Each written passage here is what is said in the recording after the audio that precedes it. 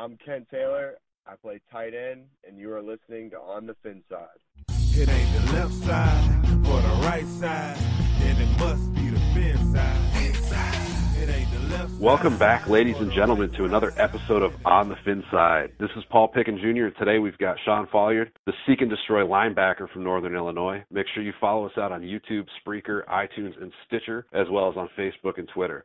Sean, big thanks for coming on the show today. How you doing? I'm doing really well. I appreciate you having me on.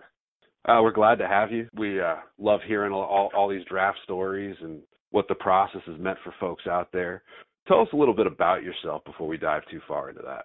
I went to Northern Illinois University, linebacker from Crystal Lake, Illinois, about an hour north of there. Just a local guy, and I'm just looking to have some fun, play football, you know? Nothing wrong with that. You got to have fun doing it to really make it out there. One stat that jumped out from your pro day, I know you threw up 25 reps of 225. That would have been second amongst all linebackers at the combine. Were you happy with that number? Did you expect to throw that number out? What were your thoughts after they let you know? With bench, yeah, I was pretty happy about that number. That's kind of what I was expecting going into that after our mock day, and I was excited about that.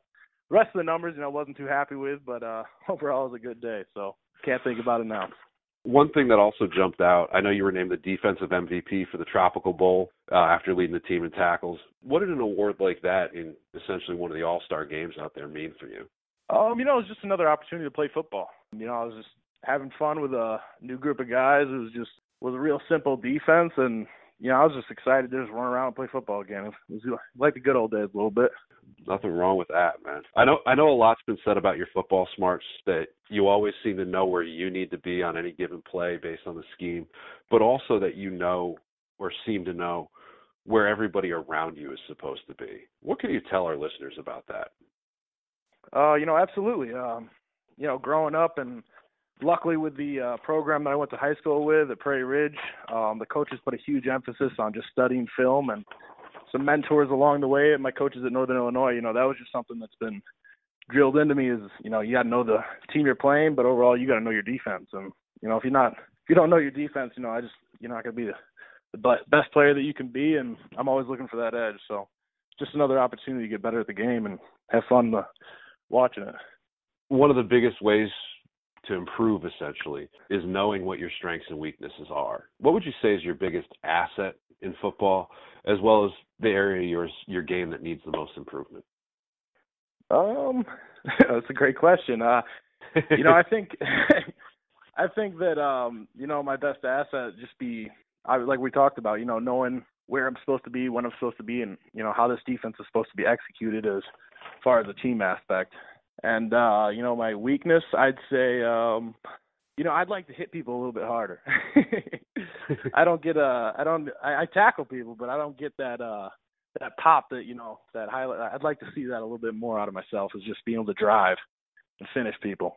All right. Well, who are some of the players that you try to emulate at an NFL level in terms of really any areas of your game? I got to throw out Luke Kuechly there. Obviously, is just that dude's a dude, and as far as just athletically, he's super talented, but just knowing, obviously, he knows his defense, but knowing the other team and what they're doing, the guy's calling out 60% of the plays that the other team's running. It's fun to watch him play. It's just outstanding. And then, this is going to be a little cliche, but obviously Ray Lewis, that tenacity that he attacks the game with. So, can you tell us a little bit about some of the teams that have expressed an interest in you? I know you may or may not be able to disclose some of them, but just out of curiosity for our listeners. I got to talk to my agent a little bit more about that, but I've had a few teams just looking as a camp guy right now, and just a good opportunity, just to try and make a team and see what happens. We're going to skip a little bit ahead to draft day here. We're going to tailor this to the Dolphins, since the majority of our listeners are Dolphins fans. Chris Greer, he's sitting in the draft war room. He's got 4 names in front of him trying to decide who to draft. Your name's on his list. How would you convince him, if you had the opportunity to speak to him, that you are the guy without a doubt amongst those 4 folks? I would just I'd look him in the eye. I have a firm handshake, and I'd just let him know, if you're looking for a guy who's willing to do anything it takes to make a team, I'm your guy. You want me to run through a wall, and you want me to give great effort on every single play, and learn the defense and just be the best player that you asked me to be, that's what I'm going to do. I'm willing to do anything. So, do you see yourself more as a fit inside or outside at the next level? Again, I mean, I see myself playing, any position you want me to play, but it's going to be whatever the coaches ask me to do. I'm going to work my ass off to be that guy that they're looking for. So, if they want me to play inside, heck yeah, let's do it. Let's throw some weight on and let's play in the A gaps and just live in there. But you want me to play outside backer? I'll do my best to try and do that and do what I can to be great at that. The Dolphins have some pretty good linebackers in Kiko Alonso and Lawrence Timmons now. If you were to end up on the Dolphins, what would you look to take away from those two guys? Kiko was out of Oregon, wasn't he? Yes, he was. Yeah. I just like the way they stretch the field almost. It's just being able to cover a lot of ground and anticipating what the other team's trying to do. I'm going to be a sponge of those guys wherever I end up, but I'm going to try and learn anything they're willing to teach. And if they're willing to talk to me, I'm willing to listen. So when draft day rolls around, I know it's a 3-day process. Everybody's got different plans for how they'll basically participate in paying attention to the draft, we'll go with. Some people like to sit with their families. Some people like to go out on a boat somewhere with no cell reception whatsoever and find out later on what happened. What's your plan for the NFL draft coming up?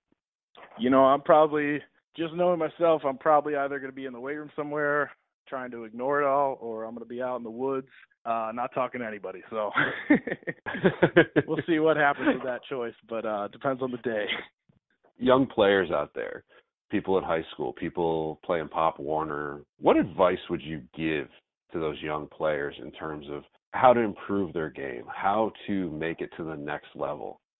I'd tell them to work as hard as you possibly can. Never be satisfied with where you currently are. I feel like the second that you are satisfied with your skill set or your strength or your speed or your explosion or just your mind for the game, you've lost. And never stop being willing to learn from other people and just have confidence in yourself.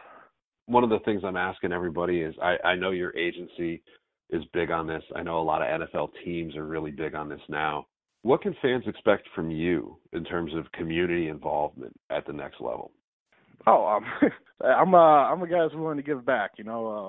I've been blessed with a great college career here at Northern Illinois, and I've done that's one of the big aspects part of NIU is just getting out into the community and reaching out and trying to build up the relationship with the people around you. And, that's something I love doing. I love meeting new people, love talking to people. And, if I give the opportunity to give back, I'm always there. A couple more questions here real quick before we wrap this up. What are some goals that you've set for yourself at the next level? I think just going into it with a mindset of just whatever is asked of you, just try and be the best you can possibly be at that and go after it and try and excel and work as hard as you can so that one day you have no regrets on what you're doing and what you've done. This is basically your opportunity now. I'm giving you the soapbox. If you've got something you want to promote, if you've got people you want to thank, you want to tell folks listening how to follow you out there, floor is yours here. I just want to thank God, thank my wonderful family and friends. I've been blessed with an amazing support group, and I can't thank those people enough. They know who they are, and it's just it's amazing to have a wonderful family. That's all I can say about that. Last question, and I'm going to frame this for you the way I do for everybody else. No one's gotten away from our show without answering this, whether it's the Dolphins CEO, whether it's NFL alumni and legends, whether it's current players, prospects, agents. Everybody's had to answer this for us. You roll up to a red light. There's people standing on the corner on either side. You've got your windows down. You've got your music player hooked up to your stereo, and you decided you're going to put it on shuffle all that day. One song ends. What's the one song in your music player or phone that you pray to God does not come on the air with your stereo blaring for everybody around to hear and know that you listen